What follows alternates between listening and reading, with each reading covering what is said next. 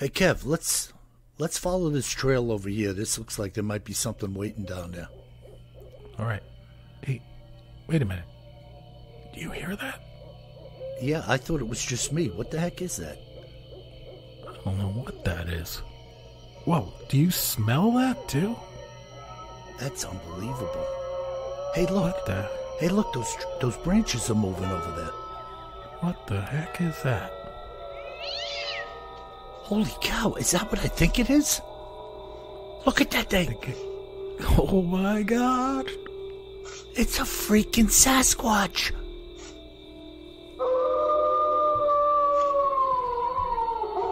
Welcome to the Bigfoot Terror in the Woods Sightings and Encounters podcast. I'm your host, W.J. Sheehan. Hello, everybody, and thank you once again for joining us for what is going to be yet another spectacular podcast.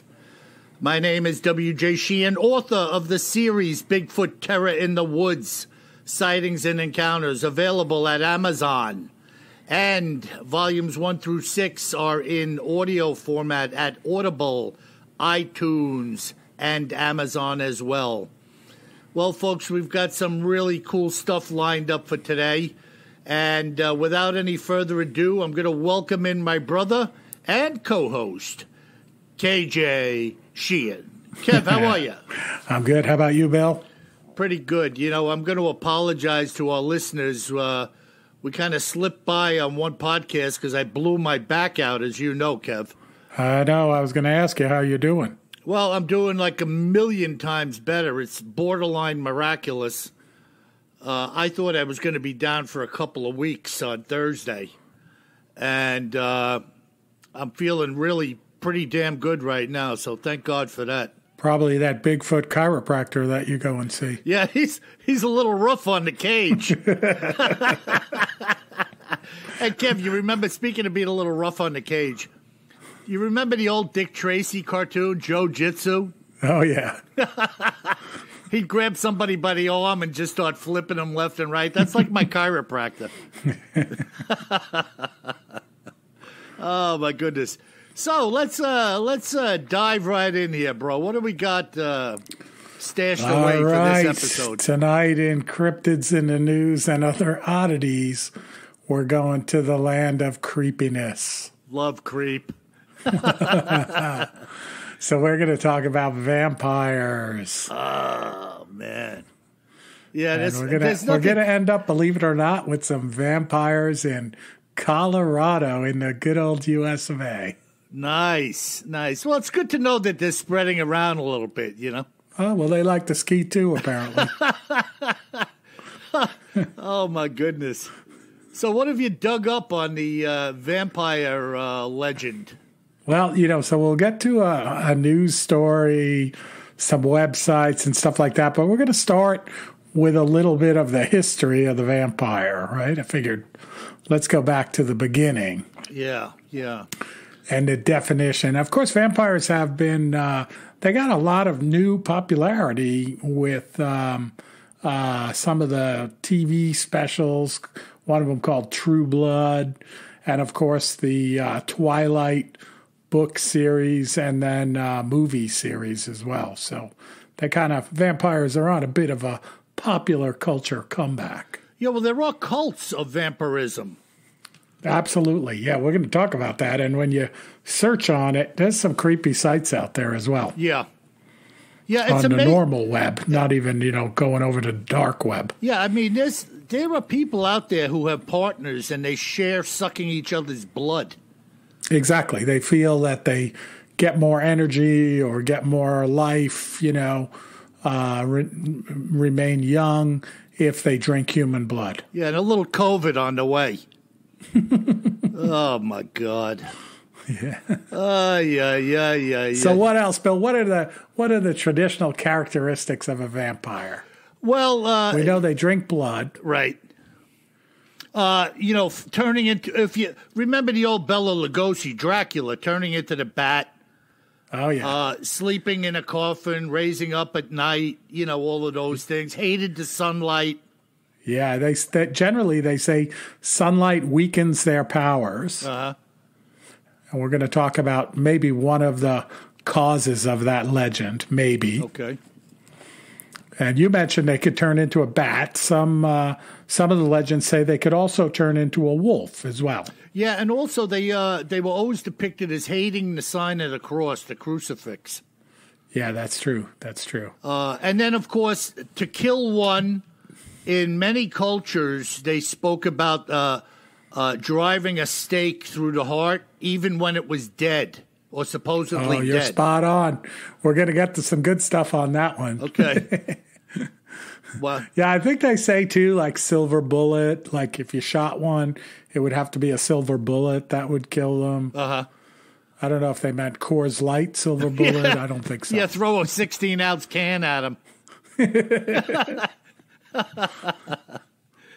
Wow. And then they also, going back to Bram Stoker's novel and outside of that novel as well, they're often believed to have that hypnotic effect on their victims, right? You remember that? Even with Bela Lugosi, he could kind of look at people and they would fall into a trance. Yeah, yeah. And also that character from Bram Stoker, that Nosferatu. Yeah. He was a creepy. He was supposedly like the living dead or something, right? Exactly. I mean, that's the thing with the coffin, they're like, 500 years old or 1,000 years old just because they never really die. Yeah, and there's a mixed bag. Of course, Hollywood took liberty with Lugosi, making him to look like this suave, slick-haired guy with the neatly pressed silk cape on, and that voice he used to speak in. Look into my eyes, deeper, deeper. Yeah, that's that hypnotic effect. And I remember Abbott and Costello meet Frankenstein, and of course Bella was there. And, when Lou Costello was looking in his eyes, he was seeing the little bats flying around. Oh, that's right. I forgot about that. That stuff was excellent. Yeah, by the way, in popular culture, I don't know if you've ever seen it, Bill. One of my kids put me onto it, but there's a TV series called What We Do in the Shadows. Have you seen that? No. It's pretty funny and I guess a little creepy, but mostly funny. Uh-huh. And it's about a modern day group of vampires kind of living together. Great. So, folks, check that out if you want a little creep and comedy. Oh boy. But I mean, the epic novel about Dracula was written by Bram Stoker, like we've touched upon. And a lot of people realize how long ago it was published, but it was 1897. Yeah, it's a good long while ago. Yeah, and it's worth a read, folks. Like, if you've never read it, I think you can download it for free because it's outside of print and outside of copyright and stuff like that, going so far back. But I read it for the first time probably 15 years ago. And this is an absolute true story. I'm going to share it with you. I don't know if I told you this, Bill, but I read it while I was traveling in Europe. And specifically, while I was traveling between the UK and Budapest, Hungary, and Romania. Okay. Yeah, and when you read the book, you were right in the especially zone there, right in the wheelhouse. Right in the zone, because, Dracula, good old Dracula, would travel from the UK in a coffin full of dirt on a ship back to Transylvania and in Budapest as well. So I'm there, and when you're traveling, folks, I'm sure you've been traveling, and you read a book, you're by yourself, and you kind of get wrapped up in the book, especially if it's one that pulls you along with it, which Dracula does. And I'm reading it, and I'm in Budapest, and I'm supposed to meet a business partner who's from Romania.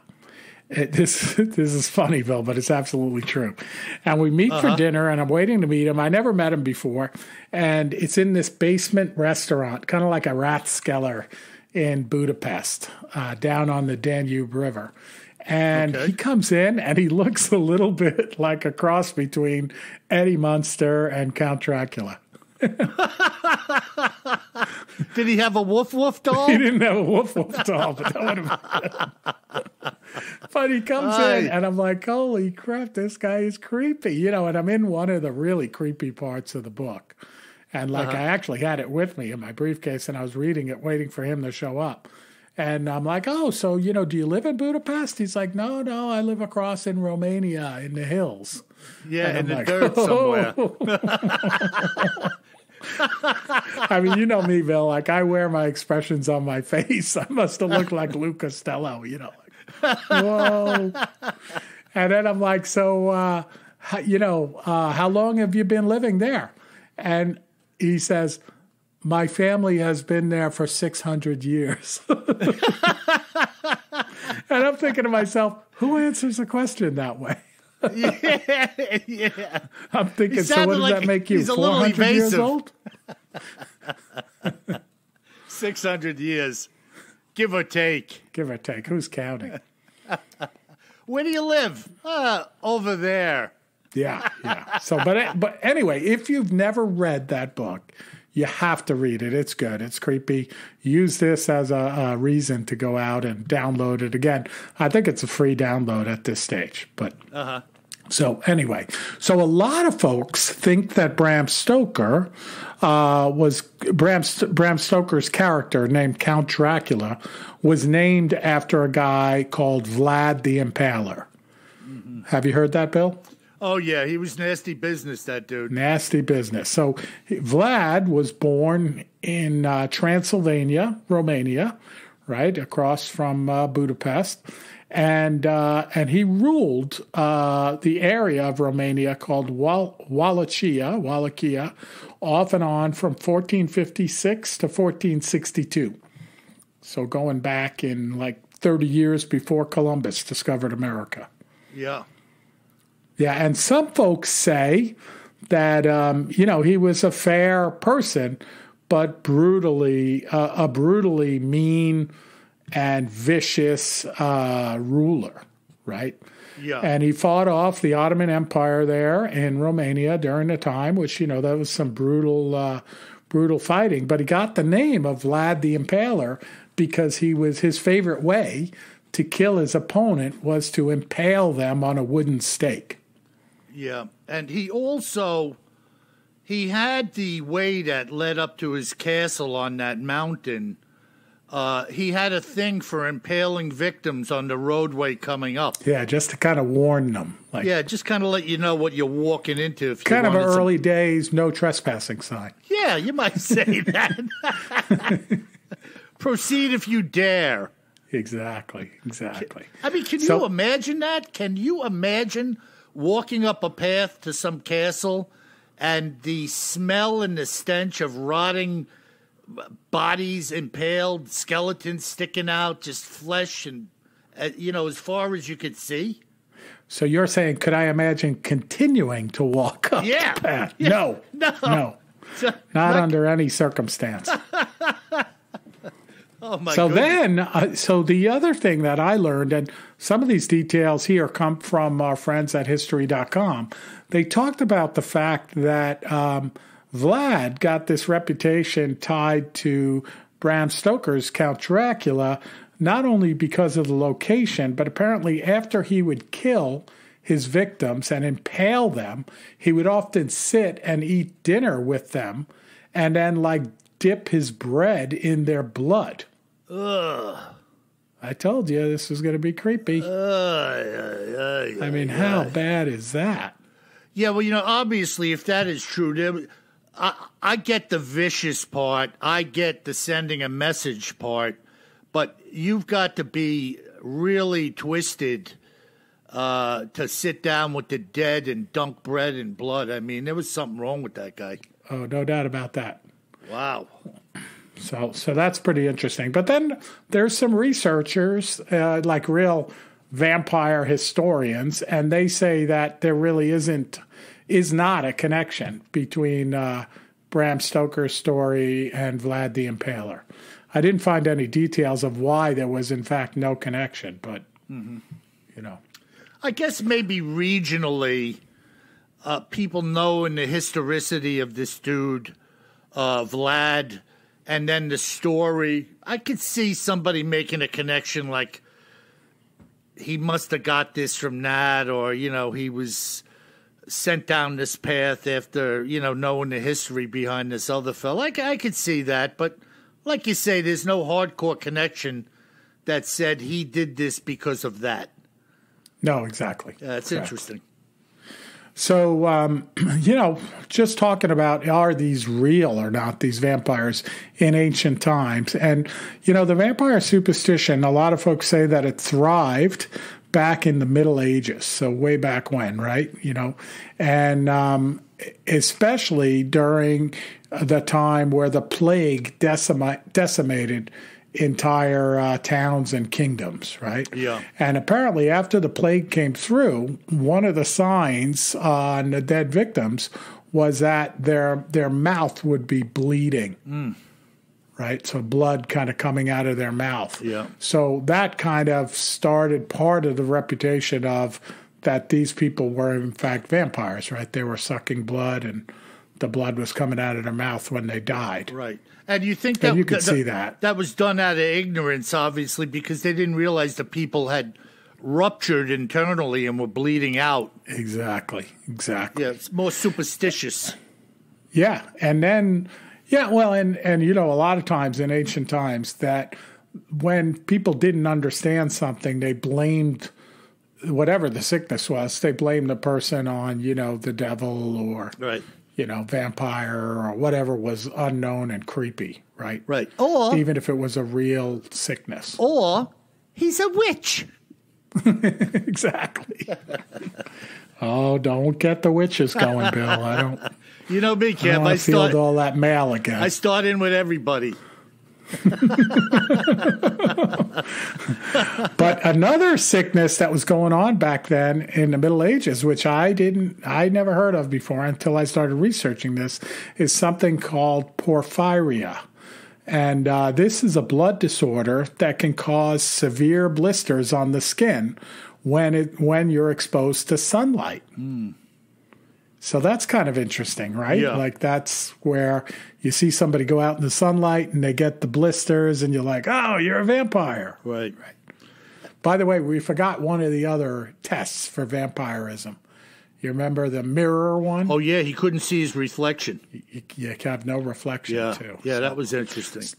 So it's interesting, like if the blisters aren't enough in this porphyria, the symptoms can temporarily be relieved by ingesting blood. Ugh.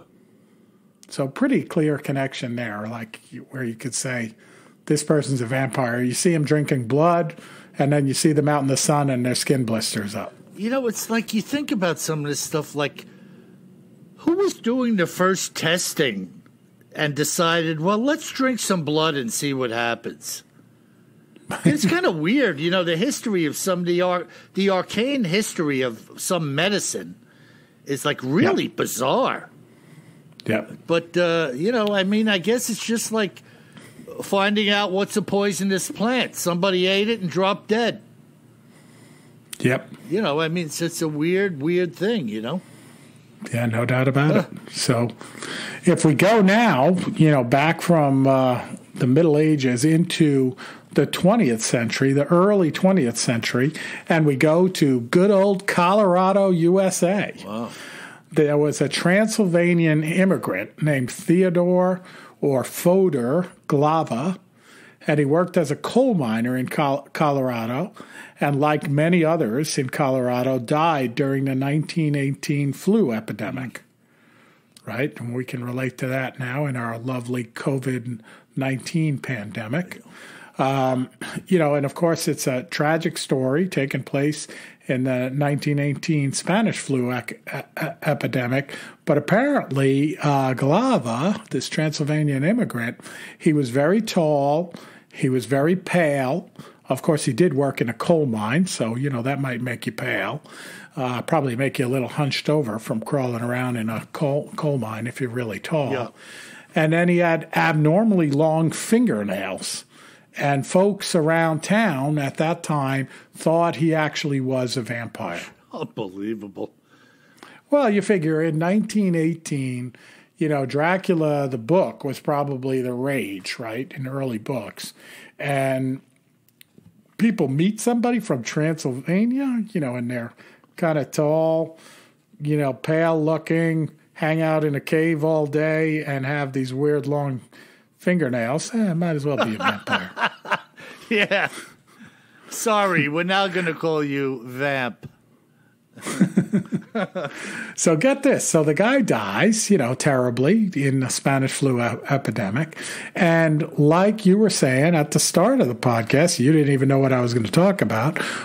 You said often after these folks died, then they would drive a stake through their heart or cut their heads off or burn them because they were believed to be undead and that they could come back then out of the ground as a vampire. And don't tell me that's what these people did to this guy? So Glava, they drive a stake through his heart. Oh. And then today, you're not going to believe this, Bill, but his gravestone is still there in Colorado, and and I'm going to post a YouTube video of this, and it's real as ever. It doesn't look at all staged in any way. Apparently, there's this tree that is growing up out of his grave, a big tree, kind of right where his heart would have been, laying under his tombstone. So the legend around Colorado is that he was a vampire and this wooden stake is actually growing out of his heart. Ah, what a freaking tall tale that is. Yeah, but you got to see the video. I mean, in the middle of this graveyard, this tree is growing right out of his grave. So it's like his dead body brought life to this otherwise dead stake.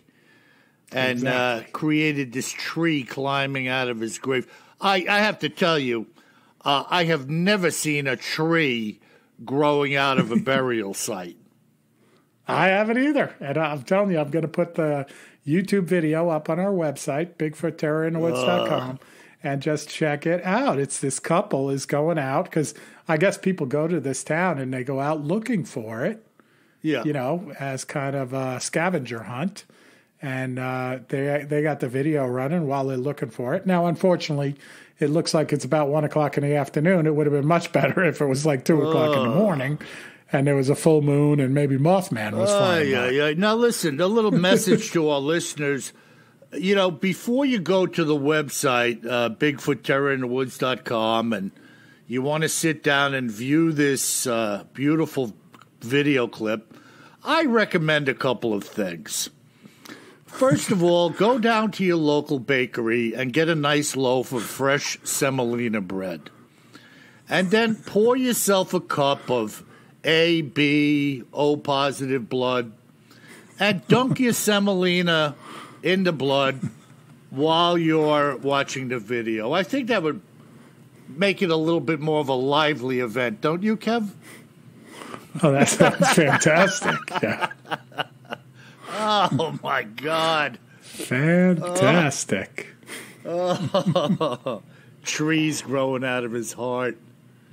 Now, the next thing that would really add to the creep fest is if people were seeing the guy walking around or in the old mine shafts or something, Well, not quite that, but the news story that I promised you comes from 2010. Out in Grand Junction, Colorado, so out west in the state.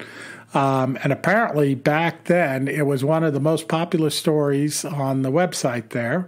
And basically, a local woman was blaming a vampire for causing her to drive her SUV into a canal one late evening on a Sunday night.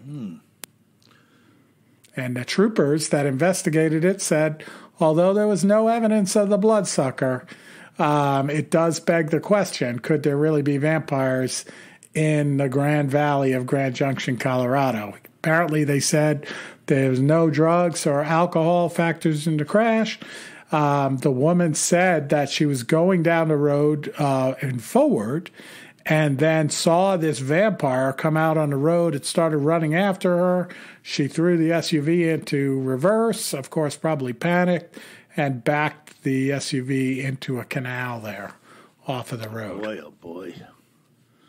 And fortunately, although she wrecked her car, she did not, as far as we know, get attacked by the vampire. You know, when you hear a story like that and you wonder, is this just a tall tale by some half-wacky woman?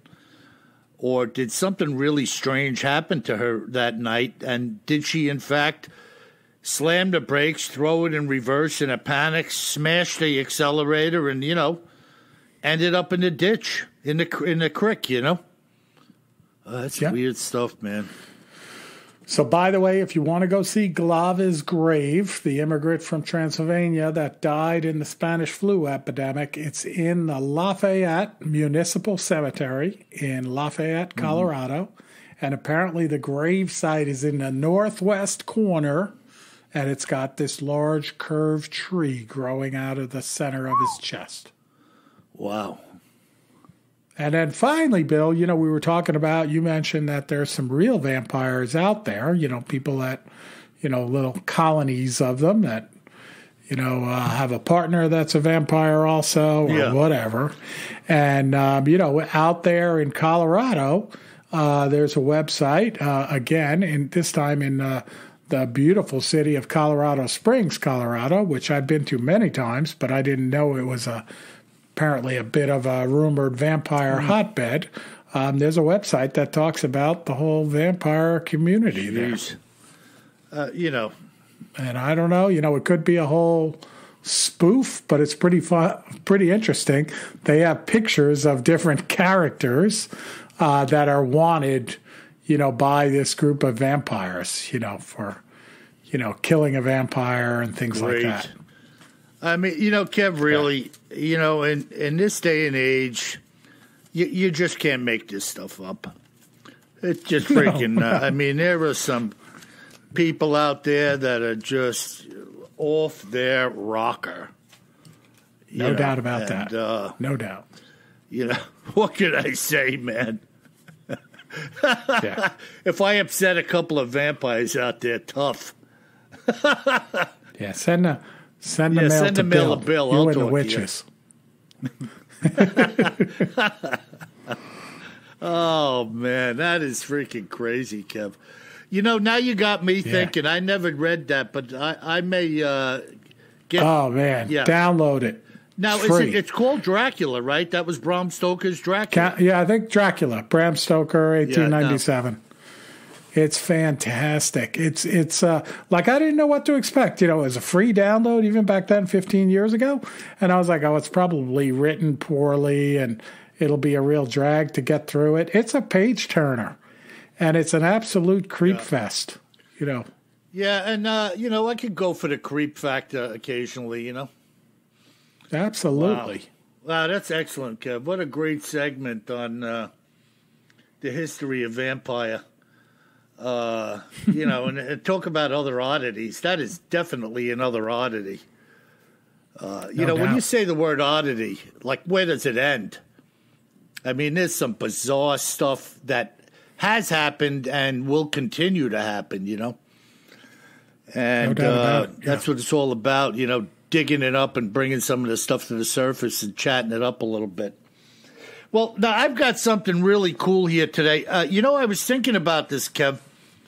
I've done this account a number of times on interviews, and I didn't think we had done it on the podcast, and I had it in my head because when I'm done reading this account, I want you to tell me what it reminds you of in reference to other oddity segments that we've done over the past year.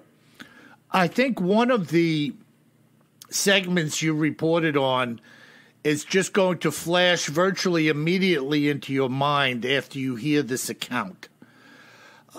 All right? So this was told to me by a fellow named Edward Seuss.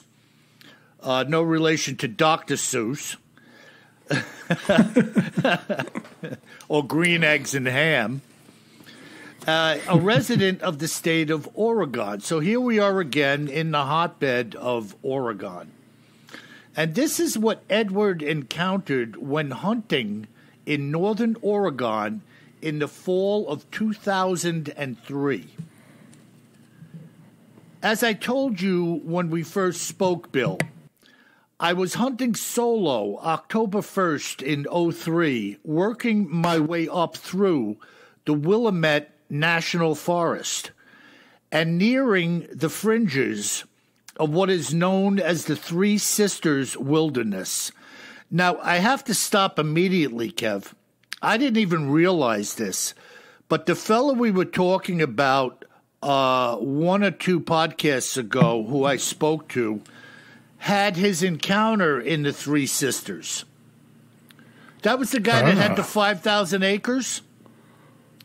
He was in and around the Three Sisters Wilderness as well. And I had no knowledge of that before I picked this up tonight, so it's just coincidental.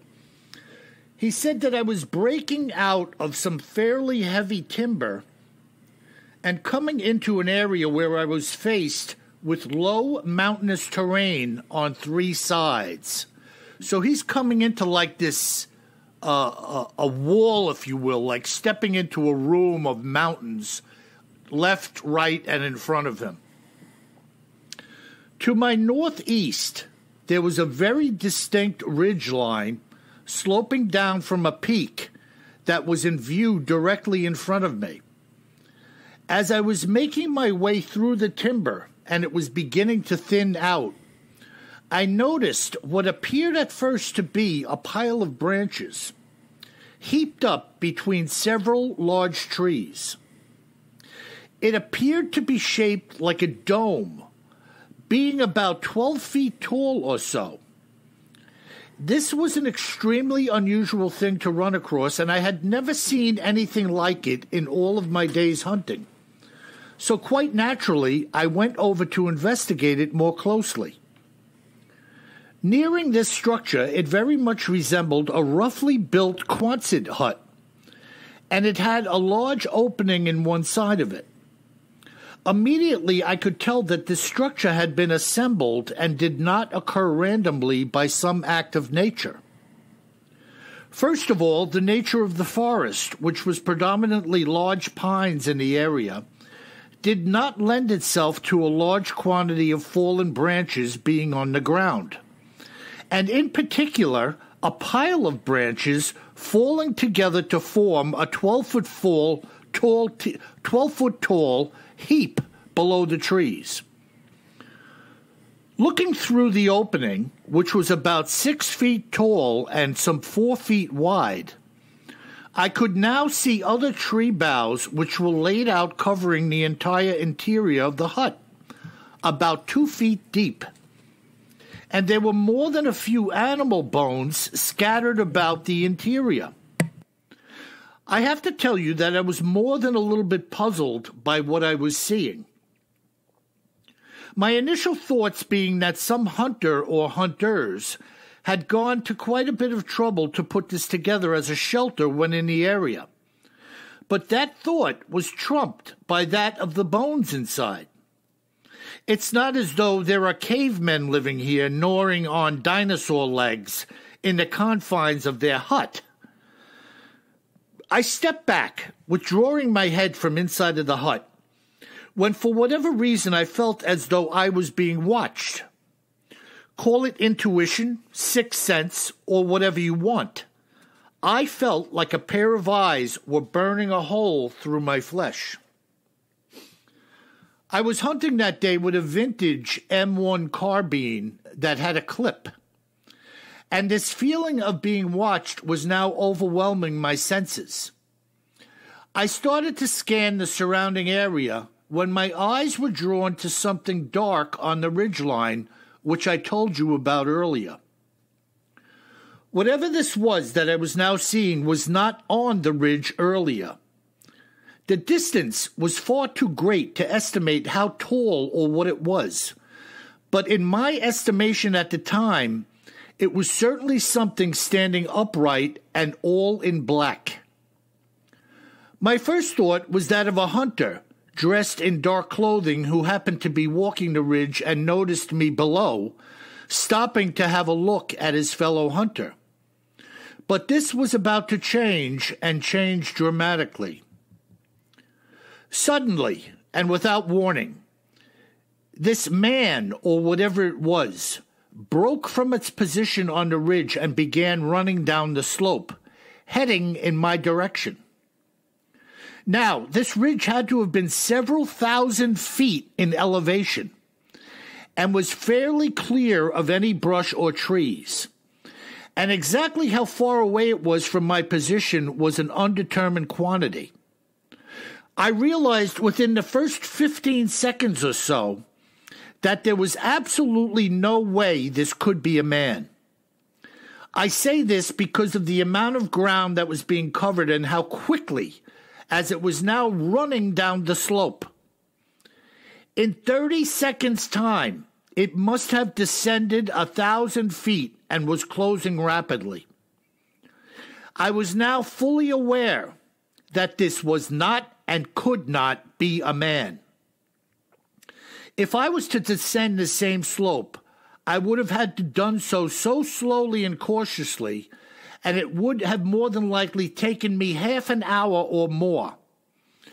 Within about 90 seconds, this creature, which I was now convinced was a Sasquatch, was now at the base of the mountain and running straight at me.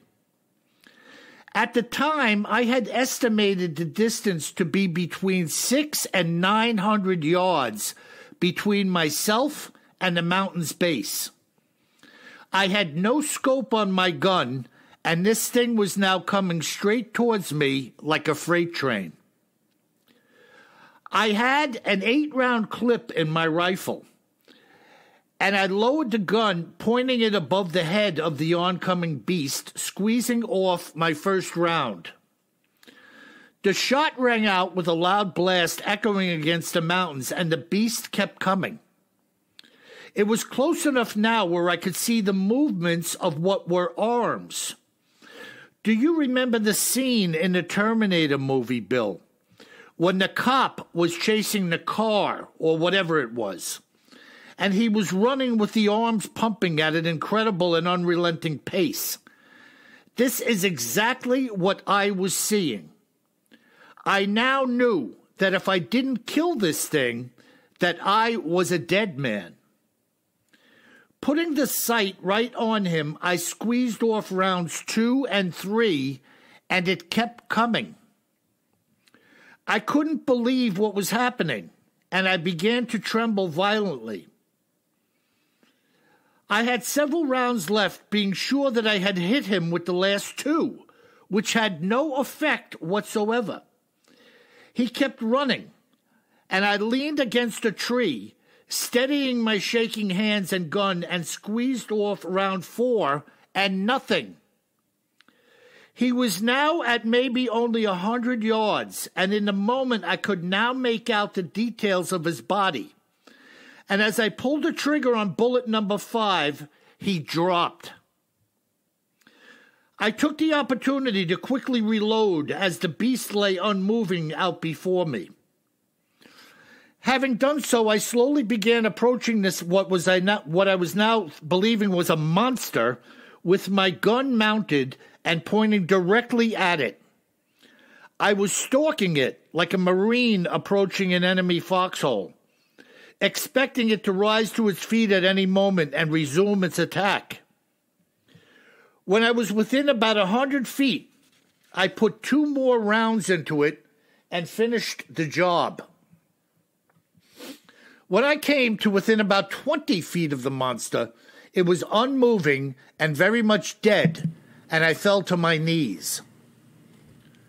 Both physically and mentally, I felt as though I had just finished a marathon, my body being completely drained of energy, and tears started to roll down my cheeks. For whatever reason, I don't know. As it now lay before me, the Sasquatch was all of 10 feet long and possibly 1,500 pounds or greater. Its fur was soaked in blood, and there was blood running out of its mouth. How it could have kept such a pace, having been hit so many times, is beyond belief. I was quite sure that 3 of the rounds had hit it in the chest, with the 5th bullet finishing the job. If I had brought my bolt action that day, I don't believe that I would be alive to tell this tale. This hut that I had run across had obviously belonged to this creature, and it was none too happy about my being there. The way it was running to me appeared as though it was on a kill and destroy mission, and I wasn't going to waste any time waiting to be on the receiving end of its wrath.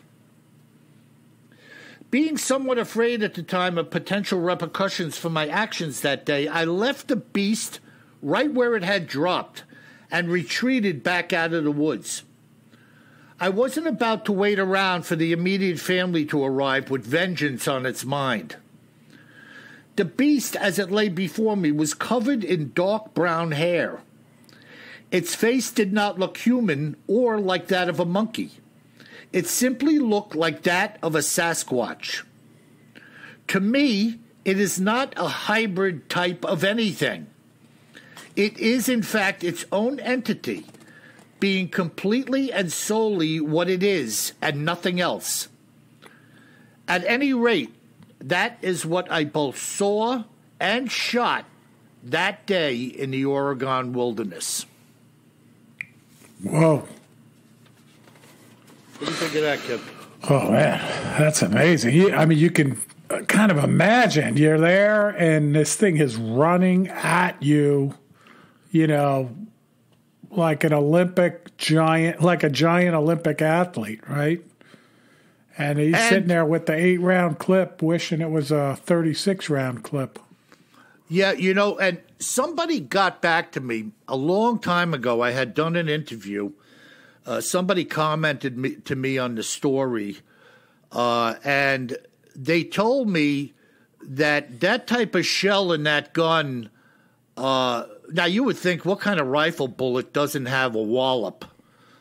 But according to this guy, it was a very small bore or something about the shell in that military weapon that really was not good for like big game hunting per se, you know? Right. Well, it was kind of compact, right? The carbine, you know, relatively speaking.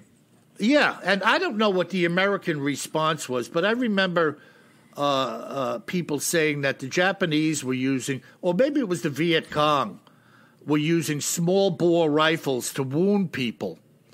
The theory being that if I wound a guy, it takes 2 or 3 men out of the fight to carry him away. That makes sense. But anyways, Kev, what account did that remind you of? The setting. Well, you know, you're saying with something running at you or seeing it up on the ridgeline?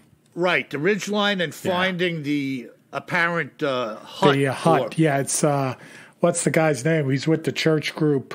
The Marble Mountain. Marble Mountain, yeah, thank you. Yeah, and I, for whatever reason, it flashed in my head the other day, and I said, I'm going to pull that account. Yeah, they come across the hut, they see the creature walking along the ridgeline. Of course, it doesn't run after them, thank goodness, but... And I got to thinking about that, the not running after them. And you recall there was quite a crowd of people there that day. Yeah. A bunch of teen youth group from the church and some chaperones. Right, whereas this guy was alone. Yeah, that makes sense. And remember that was one of the cases where the Bigfoot is like, you know, nervous and agitated up on the ridgeline, kind of pacing back and forth. Right. In a weird way, like we've heard in other accounts as well. Yeah, to me, it was the epitome. When I looked at that, I saw frustration. Oh, yeah. Like indecision. What do I do? What are you doing in my house? You know. Right. And maybe it was like what happened with this guy. Maybe that thing was thinking of running down the hill. Maybe. And was intimidated by the amount of bodies it saw. Yeah, or it's like indecision. You know, it's frustrated. Like, should I do it? Should I not? You know. Yeah, it's just a very strange. The old Clash song, should I stay or should I go? Should I stay or should I go now? But how about this guy? He took this thing down and left it there. Yeah. Basically in self-defense. And said, according to his words, I didn't want anything to do with it or potential repercussions.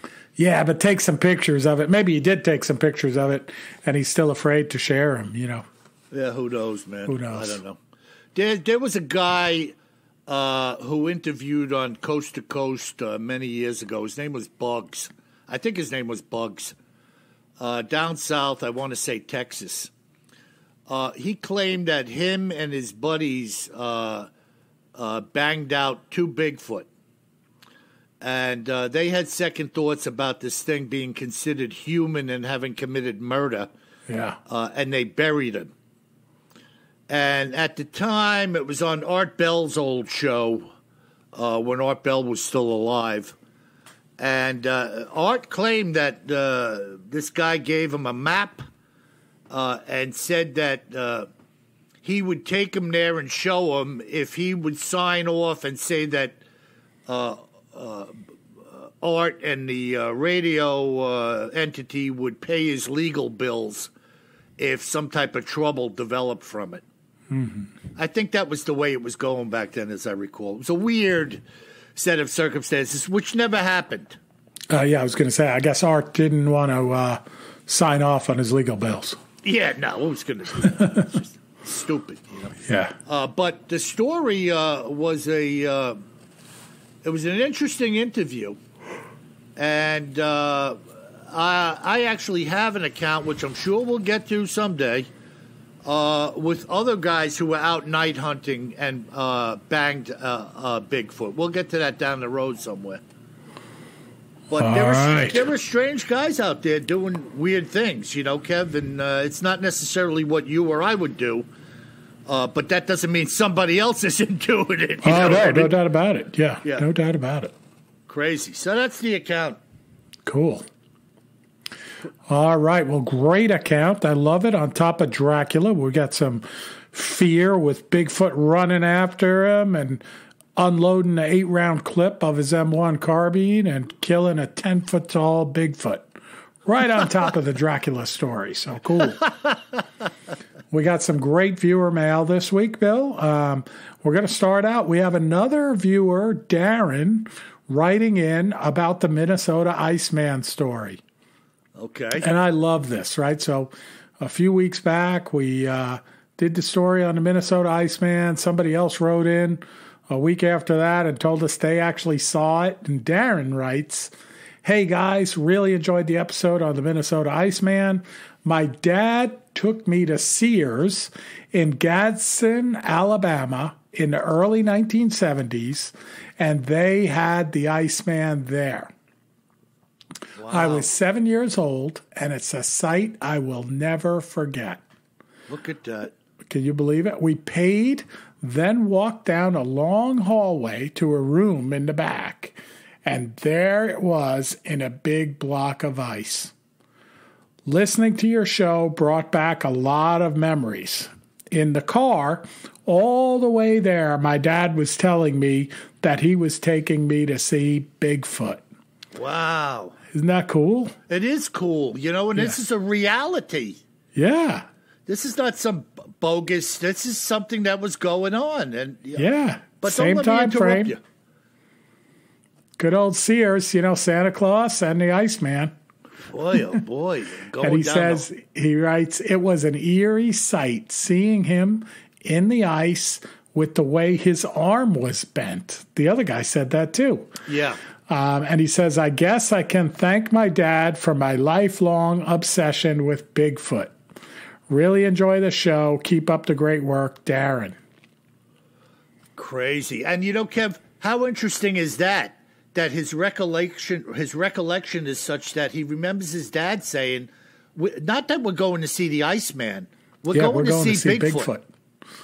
No, I think that's super cool because that was a disconnect in the original story where, it was after, the Patty film and yet they talked about it like the Iceman and it sure looked like a Bigfoot. Yeah, what year was this, Kev, from the listener? Early 70s. Which that's, okay, so that's it was late right there. 60s, early 70s. They were taking Iceman around. Right, and apparently, his father had already gotten wind of the Bigfoot story. Yeah. And as a lot of people had at the time, even though we didn't have a fraction of the media we have today. Right. But awesome. So thank you, Darren. I love this too. We talk about it all the time, this loop where we talk about a story and then folks write in about it. And in this case, a couple of folks wrote in separately that they remember seeing it and what their feelings were when they saw it. It's just awesome. Yeah, it is awesome, because, look, what is reality? Reality is based on life experiences, right? I mean, that's what makes life real to us. Events, times, relationships, storms, pandemics, and this is part of this man's reality. And a lot of other people out there have a strong recollection of this Iceman being brought around and having seen it, Yeah, can you imagine, it was just Father's Day, right? If our dad, Bill, took us to Sears and Smith Haven Mall back then to see the Bigfoot and a block of ice. Yeah. Holy cow. Yeah, that would have been, but people would have gone. Oh, no doubt about it. Yeah, I mean, there would have been a line wrapped out outside if that thing was over there. No doubt about it. So it was either a very shrewd way to turn a buck. But remember those other guys when they got into the glass case, the smell of the decaying flesh? Oh, yeah, the experts. Yeah. It was not, that was Sanderson and, it's just slipping me now. I know. Anyways. No names are coming to my brain tonight. I had Sanderson with the Abominable Snowman. Right. I forget the other gentleman. The other guy, the father of cryptozoology. Exactly. Yeah, I just can't think of him right now. Yeah. It's all good. All right, our next letter comes in from Spike. First of all, we like your name, Spike. Love Spike. And he says, hey, WJ. I think he meant to say KJ too, but he didn't. I thought you might be interested in this encounter that I had in 2018 in the Green Swamp. I live in Florida, and I do a lot of hiking in the swamplands of my state. I have had a couple of surgeries. One was a knee replacement and an Achilles repair. I was out testing myself to see if I could still cut it and get my stamina back. I was hiking on one of the trails in the Green Swamp. I always carry a pistol with me when I go out hiking. I always like to go off the trail, so I have a compass with me so I never really get lost. I carry a gun just in case I happen to meet up with a sow and her piglets. Sometimes they can be pretty nasty. This particular time, the swamp was getting kind of dry. I like to go back into some of the really old cypress hammocks and see if I can take pictures of some of the ghost orchids that grow out there. I was way back into the hammock that I hadn't been in before. I stopped to take a break and use my binoculars to see if I could see any birds that I hadn't seen before. I was sitting next to a cypress tree that was about 5 feet in diameter. If you know anything about cypress trees, is that they really grow slowly. A 5 foot in diameter cypress is usually about anywhere between 500 and 700 years old. This hammock that I was in was surrounded by these trees. I was just sitting there taking all of this in when I looked up into the trees when I noticed an owl looking at something to the south of me. I noticed that everything got really quiet. I started to notice that I was hearing a weird popping, sucking noise. I looked in the direction that the owl was looking in, and I saw something brownish black bent over, looking like it was digging or scratching in the mud. I thought, great, a damn bear. I was getting ready to make a lot of noise to scare it off when it stood up. It had to be at least 7 to 7.5 feet tall. It was about 40 yards away from me. It looked over at me, then hauled ass. It looked like it was on one of those moving sidewalks that you see in the airports or at Universal Studios, except it was really moving fast. I followed deeper into the swamp. I was moving as fast as I could, following it. I followed it another 100 yards deeper into the swamp, It was moving fast, and I saw it jump and grab a branch and pull itself up and disappear into the canopy of the swamp. I went back about another 200 yards into the swamp looking to see if I could get another look at it, but it was gone. It didn't disappear into another dimension. It just vanished into the canopy of the swamp. I made my way back to where I first saw it to see what I was doing. I found the spot where it was and found a pile of snails. I counted 14 snail shells. These aren't small snails. They're about the size of golf balls. I took pictures of the pile of shells. If you would like to see them, I can send you a picture of them. I guess the noise I was hearing was it sucking the snails out of the shell. This is the first time I ever saw anything like this. I've seen wild hogs, bears, gators, and big-ass snakes. Those are BAS, by the way. But I never saw anything like this before. I've only told my friend that lives in North Carolina about this. He believes me because he's seen things up there. I have another friend that lives near the swamp. He has lived there his whole life. I asked him one time if he had ever seen anything weird in the swamp, and he only told me, and I quote, "There is all kinds of weird bleep going on out there." Yeah. That's the only thing he would tell me.